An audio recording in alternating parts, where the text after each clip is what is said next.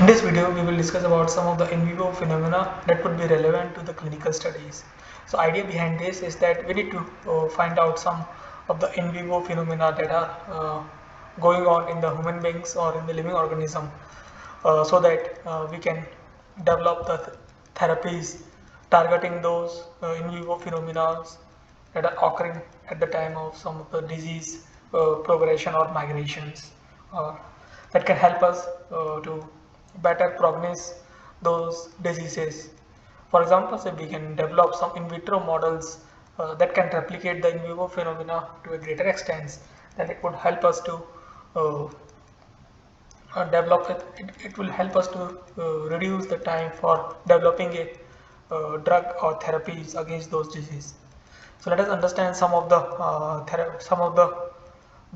some of these in vivo phenomena that could be relevant to the clinical studies. We will start with the therapeutic targets, and these things we have discussed in one of our previous videos where we have discussed how the mechanobiological how the mechanical-biological forces could lead to the epigenetic changes.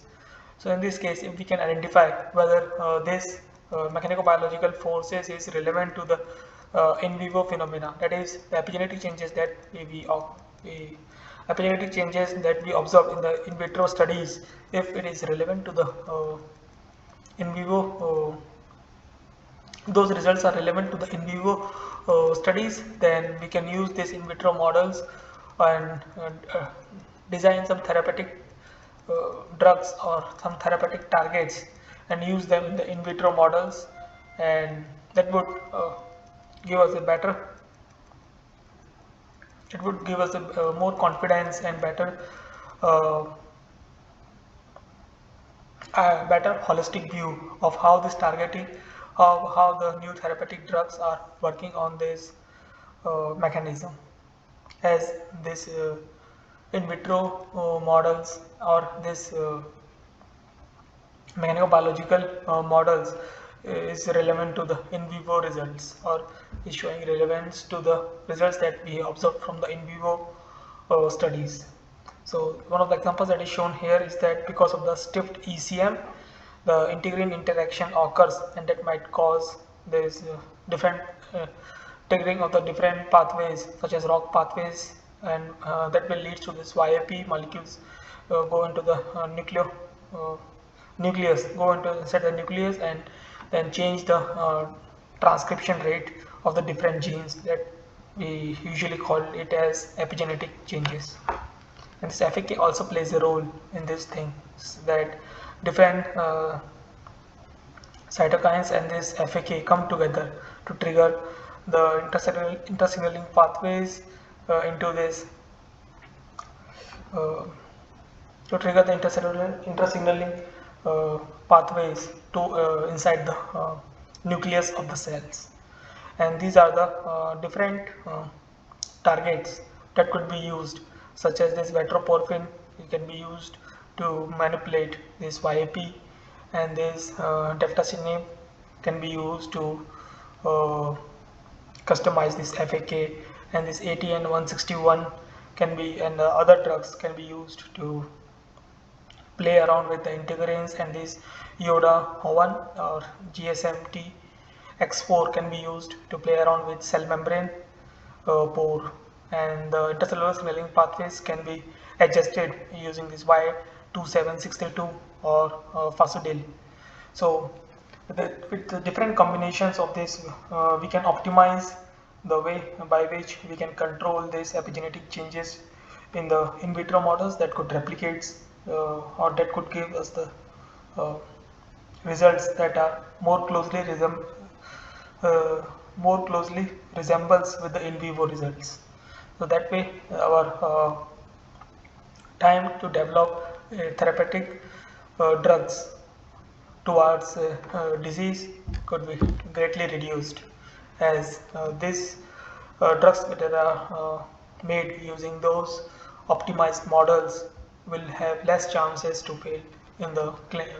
different phase of the clinical trials. The other models approaches are shown here is similar to the first therapeutic targets, that is in vitro models. Here the example shown here is that the HSC cells, in vitro models can be developed. For example, these HSC cells interactions with these LSC cells that can replicate the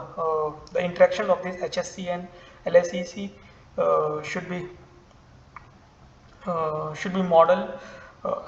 in a way that it will replicate its interactions similar to the in vivo phenomena, And here the 3D matrix is shown here, where HSC cells are plated on the top and the LSEC cell are plated at the bottom, and the interactions should match with the in vivo interactions that are observed between HSC and LSEC cells. So by developing these models, we can develop more customizable drugs, or drugs that are more targeted and have a greater efficiency towards the disease. And finally, we can use this biomaterial. We can design some biomaterials in a way that of varying stiffness and dynamic mechanisms. For example, this hydrogels or the cell delivery lipid nanoparticles or the scaffolds and implants, and they can be used at the different parts of the body, such as bone, skin and muscle, that can help those parts of the body for in in the regeneration, that can help those part of the body towards regenerations of the tissue, and helps them to repair those damaged sections in a less possible time, or in a reduced time, or in a optimum time. Otherwise, this repair, some of these repairs might be irreparable currently, or it will take a longer durations without any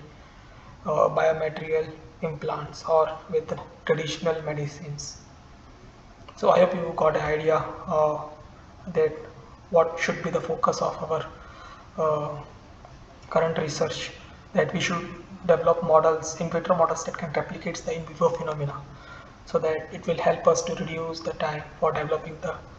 more efficient therapeutic drugs for the diseases.